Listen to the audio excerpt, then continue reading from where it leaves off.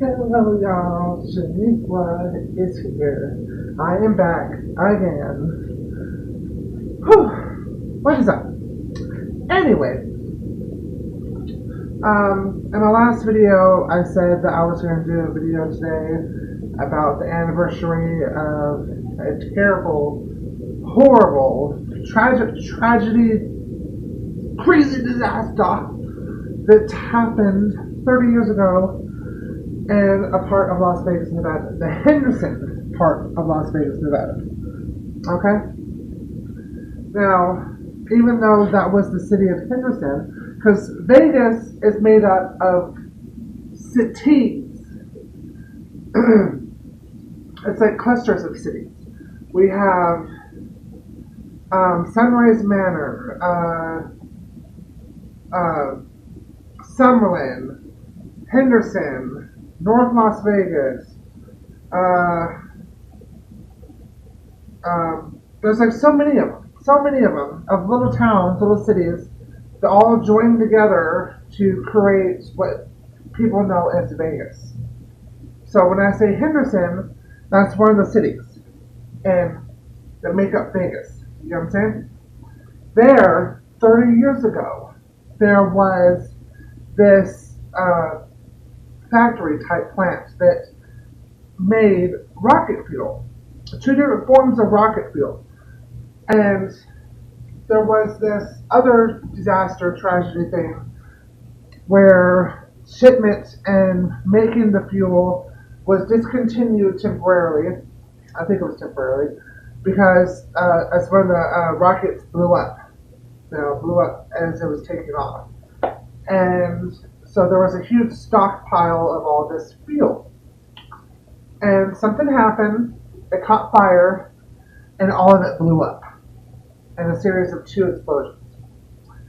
The blast was so massive and so huge that it leveled buildings, it blew out windows, blew doors off frames, killed people, injured hundreds.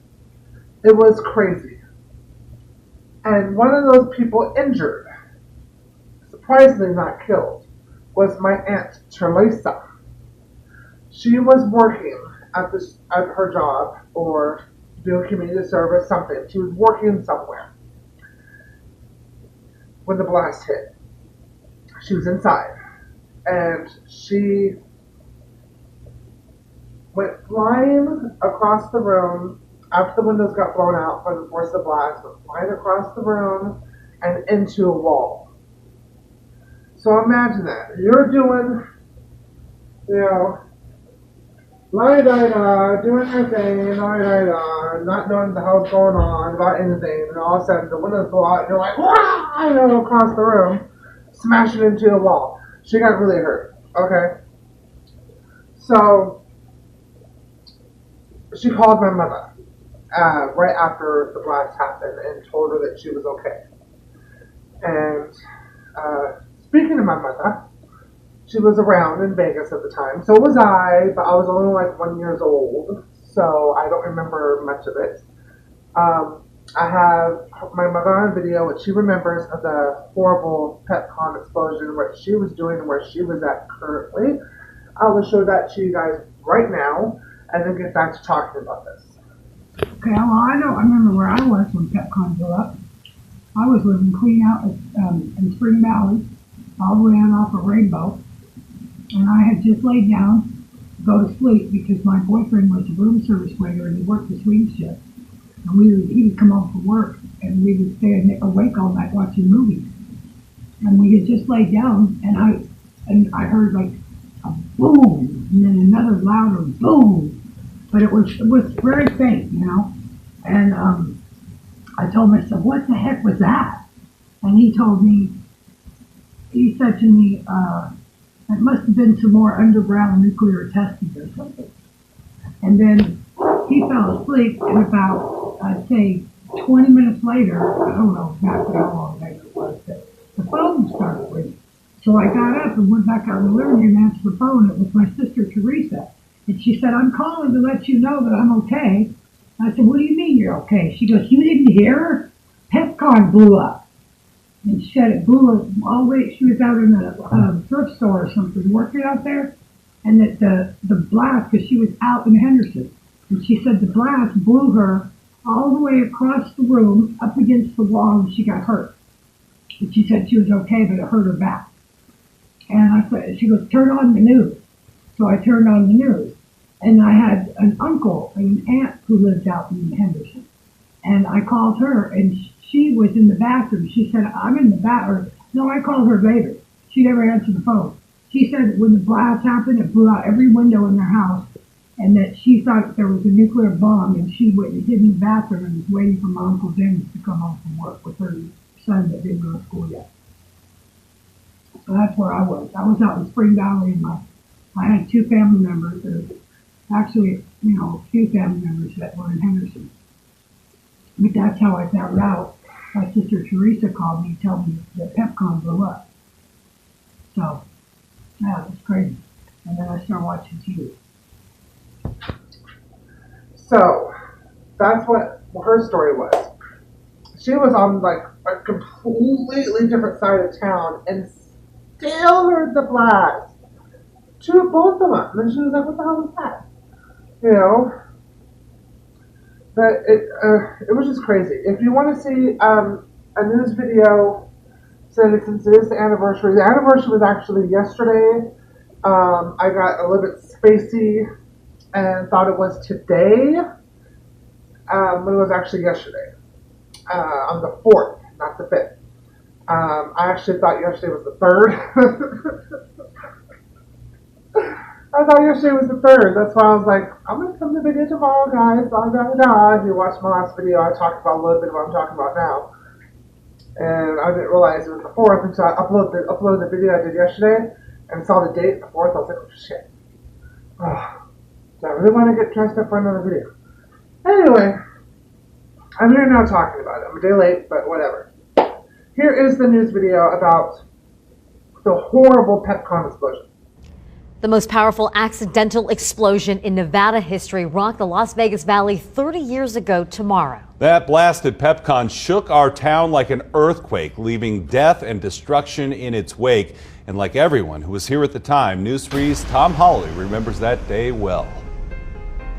It's one of those days that's seared in your memory. A giant ball of flame that destroyed companies, leveled buildings, twisted solid metal, and took 2 lives. It was an isolated corner of Henderson, but everyone in the valley instantly knew something had happened. I was in the newsroom getting ready to go out on a story, and we heard and felt the concussions of the explosions. Today, he's City of Las Vegas Communications Director. 30 years ago, a familiar TV news presence. David Riggleman, News 3. His first reaction: we went outside because we could feel the building shudder and looked up, and there was a massive cloud that had risen over the valley. The explosions came from one of 2 companies manufacturing a rocket fuel component. American Pacific, Pepcon, and then you have Kerr-McGee. They both make the ammonium perchlorate, and they're both right there in the same facility. Ken Messner, Don Griffey, and Tom Connors worked for the Henderson Fire Department and spoke with News 3 in 2013. Frankly, I went to American Pacific beforehand.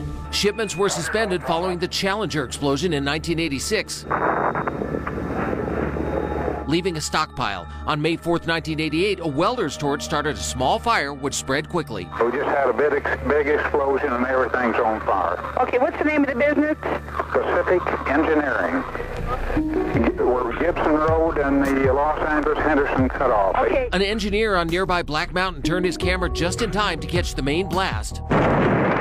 First responders were already racing to the scene. I just told my driver, I said, Jack, duck. And we stuck our hands up like this and put our hands on the windshield. We know there have been people injured. We have no count yet. Many of those hurt had been running for their lives through the desert. After the first couple of explosions, I'm sure everybody was taking off, and any evacuation plan was probably out the window along with the rest of the glass. Finding Pepcon almost disintegrated, firefighters went next door. They were waiting to marshmallows. Nearby schools were evacuated. How are you getting home? My grandma's here. Okay.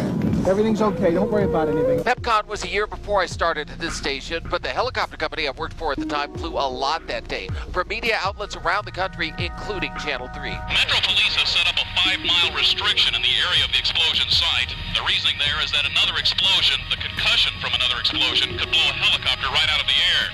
But as you can see from even 5 miles away, the magnitude of this explosion site is awesome. Fear and danger lingered. Throughout the day and into the night, rescue crews poured steadily into the explosion site, keeping clear of the smoke that ended up blowing in a northeasterly direction. Everyone was terrified about what was going to be in this cloud. And the EPA says that they will probably be out here investigating this site for probably the next few days, possibly even a week. 2 died, hundreds were injured, and thousands of homes and businesses were damaged. In the months and years after, authorities tried to learn from the disaster. The storage methods and where it's stored is no longer all in one site. They move it to a less populated, safer area. The Pepcon blast site is just northwest of the 215 and Gibson Road. It's now a business park area, and there are no traces or reminders of what happened there on May 4th, 1988. American Pacific still manufactures ammonium perchlorate. The company relocated to a more remote location near St. George, Utah, where there was another blast in 1997 that killed one. Did you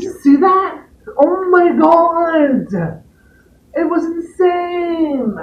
Like, when the guy turns his camera and sees the main blast, you can see the force of the spreading out in all directions. It was like a nuclear bomb went off. But it wasn't, you know? And surprisingly, only 2 people died. Only 2. That is a miracle. That only 2 people died. Hundreds were injured. Hundreds. But only 2 people died. I'm amazed about that. But yeah. So, it was, gosh, dude, just watching the videos that I looked at and everything, it's just, I started crying. I started crying at the sheer, just, craziness of it, the panic of everyone, the fear of everyone. You know, another one of my family members who lives in Henderson, when her windows blew out, she grabbed her kids and hid in the bathtub because she thought it was a nuclear attack, like we were being attacked by another country. And she hid in there until my Uncle Dennis came home, or my mother's Uncle Dennis. Was that make him my great uncle? I can't remember, but whatever.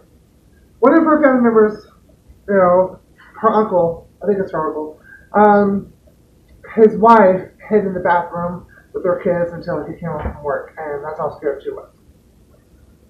It was just a tragic, crazy, just, oh my God, events, you know, that happened up here, and people still talk about to this very day, obviously, and on the 30th anniversary especially. I heard the stories of what happened many times. But yeah, so that happened 30 years ago. It was just insane. It's crazy. It really is. Oh my God. It doesn't matter where you were. It felt like an earthquake, they said. It felt like an earthquake shook the whole entire city of Vegas. Not just little certain parts, but the whole entire city. You know, that, you know, was shaking from the blast, you know. It was just that massive. Seriously, that massive. And it's a miracle only 2 people died. So, I'm going to go for now. Talk to you guys later.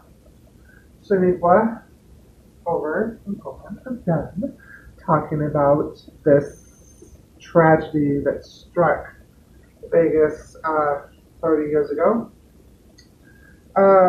Peace out, y'all. Love y'all. Hugs and kisses. Stay tuned for more videos. I will try to be back as soon as I possibly can. And I will talk to you guys later. Hopefully nothing like this ever happens in Vegas again. I want to say that little tidbit before I left. This, because there's still a plan out here, it's not Pepcon, but there's other plants out here that have the possibility of something going wrong and exploding too, if God forbid that were to ever happen. And there's also a marshmallow factory next door, a marshmallow factory.